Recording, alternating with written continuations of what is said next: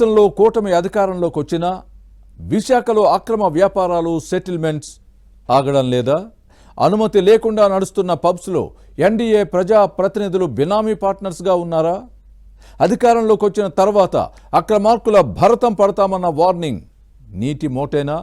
ప్రతిపక్షంలో ఉన్నప్పుడు నోరు చించుకొని రంకెలు వేసిన నేతలు ఇప్పుడు అక్రమాలకు రైట్ అంటున్నారా? సాగర తీరంలో కొందరు ప్రజా ప్రతినిధుల చిల్లర వేషాలతో కూటమి పార్టీల పరువు బంగాళాఖాతంలో కలుస్తోందా? Let's watch this story.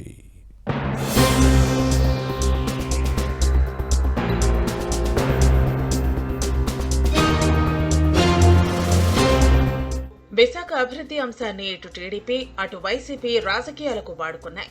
పరిపాలనా రాజధాని చేస్తామని వైసీపీ ప్రకటిస్తే ఆర్థిక రాజధానిగా తీర్చిదిద్దుతామని టీడీపీ హామీ ఇచ్చింది.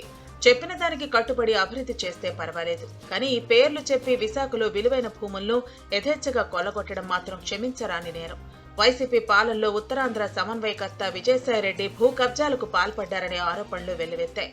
ఎవరైనా నోరెత్తితే అధికార బలంతో అదిరించి బెదిరించేవారు. తమ మాట వినని వారిపై అక్రమ కేసులు పెట్టించి భవనాలు కూల్చి రాక్షసానందం పొందారు. అధికార అండతో కాంట్రాక్టులు దక్కించుకున్నారు.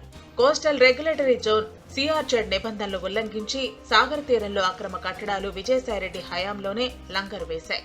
ఈ నేత కుమార్తె నేహారెడ్డి కూడా తండ్రి అంట చూసుకుని భీమిలిలో భారీ భవనాల నిర్మాణానికి శ్రీకారం చుట్టారు. కానీ కొందరు కోర్టుకు వెళ్లడంతో జీవీఎంసీ అధికారులు వాటిని కూల్చివేశారు. ఇది కేవలం చిన్న ఉదాహరణ మాత్రమే. ఇలాంటి అక్రమ నిర్మాణాలు ఎన్నో సాగర్ తీరంలో జరిగాయి. అవన్నీ ప్రస్తావిస్తే ఆ జాబితా కొండవీటి చాంతాడంత అవుతుంది. చిత్రం ఏంటంటే వైసీపీ హయాంలో జరిగిన అక్రమాలు, అవినీతి, భూ కబ్జాలపై తెలుగుదేశం, జనసేన, బీజేపీ నేతలు ఉద్యమించారు. అధికారంలోకి వస్తే అన్నింటికీ అడ్డుకట్ట వేస్తామని, అక్రమార్కులకు శిక్షలు తప్పవంటూ డైలాగ్స్ కొట్టారు. తీరా కూటమి ప్రభుత్వం కొలువు తీరిన తర్వాత సైలెంట్ అయ్యారు. ఇది దేనికి సంకేతం? దీని వెనక ఏదైనా మతలబుందా అనే డౌట్స్ ప్రజలకు వస్తున్నాయి.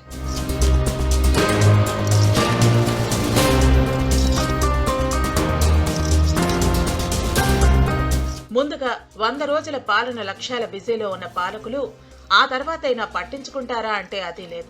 ఆరోపణలు ఎదుర్కొంటున్న ఫ్యాన్ పార్టీ నేతలు కూటమి ప్రజాప్రతినిధులకు బంగారు బిస్కెట్లు విసురుతూ నజరానాలు ఇచ్చి నోర్లు మూయిస్తున్నారని టాక్. వైసీపీ హయాంలో జరిగిన తప్పులు పునరావృతం కాకుండా కూటమి పాలకులు ప్రయత్నిస్తున్నారు.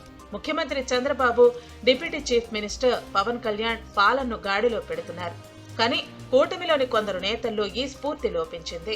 ప్రజాప్రతినిధులు దారి తప్పుతున్నారనే విమర్శలు వస్తున్నాయి. వైసీపీ హయాంలో జరిగిన సిఆర్జెడ్ నిబంధనల ఉల్లంఘనపై ఇటు అధికారులు కానీ అటు ప్రజాప్రతినిధులు కానీ దృష్టి పెట్టలేదు. విశాఖ సాగర తీరంలో అనుమతులు లేకుండా పబ్ నిర్వహిస్తున్నా అధికారులు అటువైపు కన్నెత్తి చూడలేదు. ప్రజాప్రతినిధుల ఒత్తిడే ఇందుకు కారణమట. కాపులుప్పాడ గ్రామ పరిధి తిమ్మాపురం దగ్గరున్న ఓ పబ్ ఈ కోవలోకే వస్తుంది. వైసీపీ హయాంలో ఏర్పాటైన పబ్ పర్మిషన్ లేకుండానే ఏడాదిన్నరగా నడుపుతున్నా పట్టించుకున్న దిక్కు లేకుండా పోయింది. స్థానికుల ఫిర్యాదుతో విచారణ జరిపిన అధికారులు సిఆర్జెడ్ నిబంధనల ఉల్లంఘన జరిగిందని తేల్చి చర్యలు తీసుకోవాలని జిల్లా కలెక్టర్కు నివేదించారు. నివాస అవసరాల కోసం జీవీఎంసీ నుంచి అనుమతులు తీసుకుని వాణిజ్య కార్యక్రమాలు నిర్వహిస్తున్న పబ్లో కూటమి పార్టీలోని ఓ ప్రజాప్రతినిధి బినామీ పార్ట్నర్ గా ఉన్నారట. దీంతోనే అధికారులు చర్యలు తీసుకోవటం లేదనే విమర్శలు వస్తున్నాయి. మరోవైపు అదే పార్టీకి చెందిన ఓ నేత సైలెంట్ గా సెటిల్మెంట్స్ చేస్తున్నారనే గుసగుసలు వినిపిస్తున్నాయి. సదరు నేత భూ కబ్జాదారులకు కొమ్ము కాస్తున్నారని కొందరు నేతలు జిల్లా కలెక్టర్తో పాటు పార్టీ హైకమాండ్ కు ఫిర్యాదు చేశారు. అయినా ఎవరూ పట్టించుకోలేదు.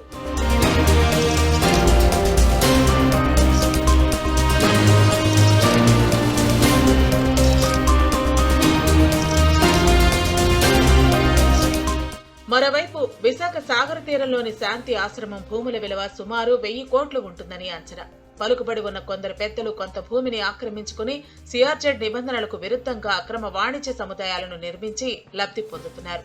దీంతో శాంతి ఆశ్రమం నిర్వాహకులు న్యాయ పోరాటం చేయడంతో గత నెల 30 నాటికి ఖాళీ చేయాలని సుప్రీంకోర్టు ఆదేశించింది. అయితే కూటమి పార్టీకి చెందిన ఓ సీనియర్ నేత రంగంలోకి దిగి అక్రమార్కులకు అండగా ఉంటున్నారని సమాచారం. శాంతి ఆశ్రమం భూముల పరిరక్షణ కోసం ఉద్యమిస్తున్న వారిని ఓవైపు బుజ్జగిస్తూనే మరోవైపు బెదిరిస్తూ వివాదాన్ని పొడిగించకుండా సెటిల్ చేసుకోవాలని సూచిస్తున్నారట.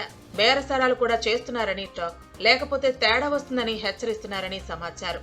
సదరు నేత వ్యవహారం చూస్తుంటే అక్రమార్కుల నుంచి భారీగానే ముడుపులు అందాయని లోకల్ టాక్. ఏ పార్టీ నేతలైనా ప్రజాప్రతినిధులైనా బాధితులకు అండగా నిలవాలి. చేతనైన సాయం చేయాలి, లేకపోతే తమ వల్ల కాదని చెప్పి సైలెంట్ గా ఉండిపోవాలి. కానీ ఆక్రమణదారులకు అండగా నిలుస్తూ బాధితులకు వ్యతిరేకంగా వ్యవహరించడం ఏ పార్టీ ధర్మమో తమ నేతలు ఆలోచించాలని కూటమి పార్టీల కార్యకర్తలు కోరుతున్నారు. కొందరు నేతలు దందాలు చేస్తుంటే మరికొందరు అక్రమ వ్యాపారాలు చేసుకుంటున్నారు. తమ పేర్లు బయటకు రాకుండా బినామీలతో కథ నడిపిస్తున్నారట. దీపం ఉండగానే ఇంటిని చక్కబెట్టుకోవాలన్న సూత్రాన్ని ఫాలో అవుతున్నారట.